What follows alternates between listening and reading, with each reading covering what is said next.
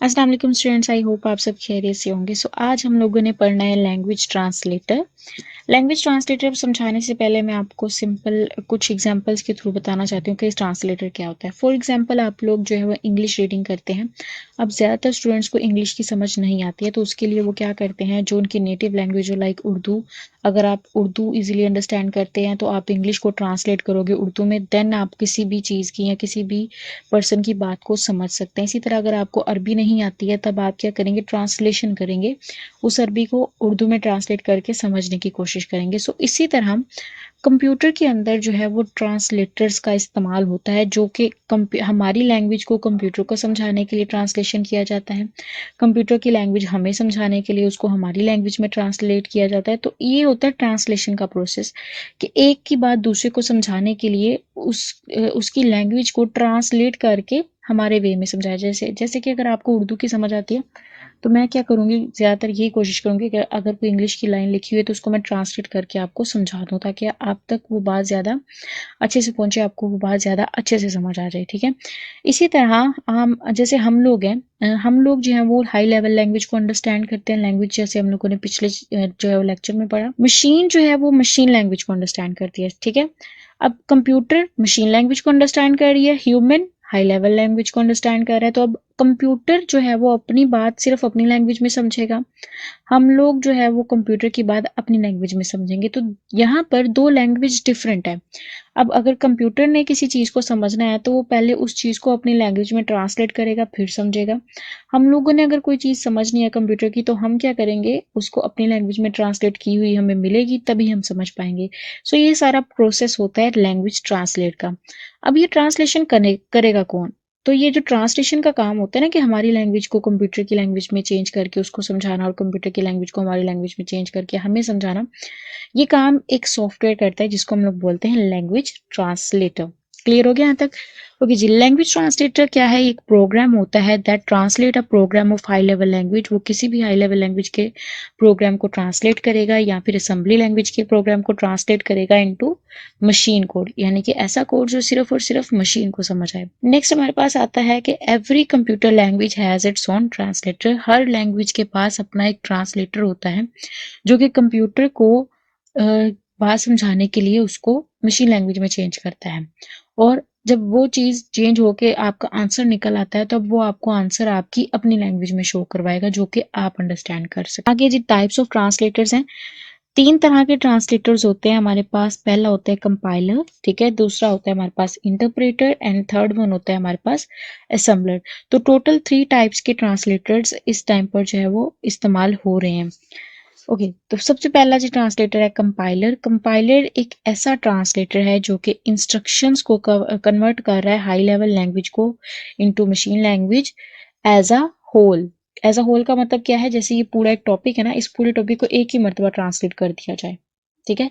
एक एक लाइन को, एक एक लफ्ज को एक एक करके ट्रांसलेट ना किया जाए, एक ही मर्तबा सारे का सारा ट्रांसलेट हो जाए, तो उसको बोलते हैं हम लोग कंपाइलर। ऐसा ट्रांसलेटर जो कि एक प्रोग्राम को एज अ होल कन्वर्ट कर दे मशीन लैंग्वेज के अंदर, उसको हम लोग बोलते हैं जी कंपाइलर।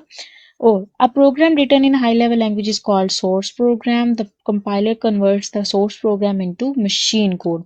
ओके, एक और चीज़ यहाँ पर याद रखें, जो चीज़ मशीन लैंग्वेज के अंदर लिखी जाती है उसको हम लोग बोलते हैं मशीन कोड, यानी कि machine programme.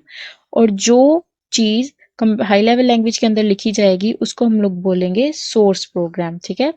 SOURCE, source, source program. Okay, and जो चीज़ मशीन लैंग्वेज में कन्वर्ट हो जाती है ना, उसको आप लोग मशीन कोड भी बोल सकते हैं और ऑब्जेक्ट कोड भी बोल सकते हैं, या ऑब्जेक्ट प्रोग्राम भी बोल सकते हैं। सोर्स प्रोग्राम आया, कंपाइलर ने उसको चेंज किया, और किस में चेंज कर दिया? ऑब्जेक्ट के अंदर। क्लियर हो गया यहाँ तक? तो नेक्स्ट वन क्या आता है हमारे पास? नेक्स्ट वन हमारे पास ये आता है कंपाइलर चेक्स। ओके, अब कंपाइलर क्या करता है? हर स्टेटमेंट को चेक करेगा और उसको कन्वर्ट कर देगा मशीन के अंदर। अब यहाँ पर एक चीज़ ये भी आती है, कंपाइलर ने एक और दूसरा काम ये करना है कि अगर कोई मिस्टेक आ गई ना, कोई सिंटेक्स मिस्टेक आ गई, आपको प्रोग्राम लिखते हुए कोई राइटिंग मिस्टेक आ गई, कोई सिंटेक्स मिस्टेक आ गई, तो कंपाइलर ने वो भी चेक करके बता देनी है कि जी यहाँ पर एरर है, और आपका जो है वो प्रोग्राम कोड जो है वो ट्रांसलेट नहीं हो सकता है। अगर तो आपका कोड एरर आ गया, ठीक है, तो कंपाइलर उसको स्टॉप कर देगा, यानी कि कंपाइलर ट्रांसलेशन बंद कर देगा। अगर तो एरर नहीं आएगा देन कंपाइलर उसको कंपाइल करेगा, यानी कि कंपाइलर उसको ट्रांसलेट करेगा। एरर फ्री प्रोग्राम ट्रांसलेट होता है, अगर एरर वाला कोई प्रोग्राम हो तो वो ट्रांसलेट नहीं किया जाता है। ओके, तो नेक्स्ट वन हमारे पास आ जाता है जी इंटरप्रेटर। इंटरप्रेटर क्या होता है? इंटरप्रेटर बोला जाता है, ये भी एक ट्रांसलेटर होता है, लेकिन इंटरप्रेटर एक ऐसा ट्रांसलेटर है जिसने मशीन लैंग्वेज के अंदर कन्वर्जन तो करनी है, लेकिन कैसे करनी है conversion? One statement in one time. इसके अंदर क्या होता था, सारी की सारी स्टेटमेंट्स एक ही टाइम पर होती हैं कन्वर्ट, इसके अंदर एक एक स्टेटमेंट होती है कन्वर्ट। क्लियर हो गया? ओके, तो आगे नेक्स्ट वन देख लेते हैं। It executes the statement before translating and next statement of the source program. अच्छा जी, यहाँ पर क्या था कि सारा पैराग्राफ लिखा गया, सारा प्रोग्राम लिखा गया, देन उसको कन्वर्ट किया गया। इसके अंदर क्या होता है, एक लाइन लिख ली, उसको ट्रांसलेट किया गया। अगर तो वहां पर मिस्टेक आ गई तो ट्रांसलेशन उधर ही बंद हो जाएगी, यानी कि प्रोग्राम राइटिंग भी उधर बंद हो गई। यानी कि एक लाइन लिख ली, उसको ट्रांसलेट किया, ट्रांसलेट करने के बाद सेकंड लाइन लिखेंगे आप लोग, ठीक है। If there an error in this statement the interpreter stops working and displays an error message. तो आपके लिखने के दौरान ही आपको पता चल जाएगा कि कहाँ कहाँ आपकी मिस्टेक्स हो रही हैं। ये फास्ट होगा क्योंकि ये एक ही टाइम पर काम करता है, ये थोड़ा स्लो होगा क्योंकि ये एक एक चीज को चेक कर रहा है, और दैट्स वाई ये क्या होगा, स्लो होगा। The advantages of interpreter over compiler is that an error is found immediately. Yes, इसके अंदर एरर आपको जल्दी मिल जाता है, कंपाइलर के अंदर एरर आपको थोड़ा डिले के साथ, यानी कि थोड़ा टाइम के साथ बाद में मिलता है। जब आप प्रोग्राम लिख लो तब आपको एंड पे मिलता है। So the program can correct errors during the program development. The disadvantage of interpreter is that it is not very efficient. Interpreter does not produce any object program. It is must converted each time if it is executed. Okay, जो second difference आता है वो ये आता है कि interpreter जब भी कन्वर्जन करता है तो ये ऑब्जेक्ट कोड तैयार नहीं करता है, कंपाइलर ऑब्जेक्ट कोड तैयार करके रख लेता है। अच्छा जी, इस बात को समझने के लिए क्या आप समझेंगे, जब कंपाइलर ने कन्वर्जन करनी है कि सोर्स प्रोग्राम को ऑब्जेक्ट प्रोग्राम में चेंज किया, ठीक है, तो कंपाइलर ने जो वो ऑब्जेक्ट प्रोग्राम को चेंज किया होगा ना, उसकी एक फाइल बना के रख लेनी है, ठीक है, डॉट ओबीजी के साथ फाइल बना के रख ली, ताकि नेक्स्ट टाइम आप जब करें प्रोग्राम चलाएं तो उसकी ट्रांसलेशन की हुई कॉपी पड़ी हुई है, तो नेक्स्ट टाइम कंपाइलर जब आप वो प्रोग्राम चलाओगे ना, तो नेक्स्ट टाइम कंपाइलर उसको कन्वर्ट नहीं करेगा, सिर्फ रन करके आपको दिखा देगा। इंटरप्रेटर में ये चीज नहीं होती है। इंटरप्रेटर जब भी आपने प्रोग्राम चलाना है उसने दोबारा से शुरू से कन्वर्जन करना स्टार्ट कर देनी है, तो ये ऑब्जेक्ट कोड बना के उसको सेव नहीं रखता है। जब जब आपने चलाना है तब तब इसने कन्वर्जन करनी है, तो इसलिए ये एफिशिएंट नहीं है। कंपाइलर ज्यादा एफिशिएंट है इसकी निस्बत। उसके बाद जी आता है असेंबलर। असेंबलर क्या होता है? असेंबलर एक ऐसा प्रोग्राम है जिसने सिर्फ और सिर्फ असेंबली लैंग्वेज को कन्वर्ट करना है मशीन के अंदर, ठीक है।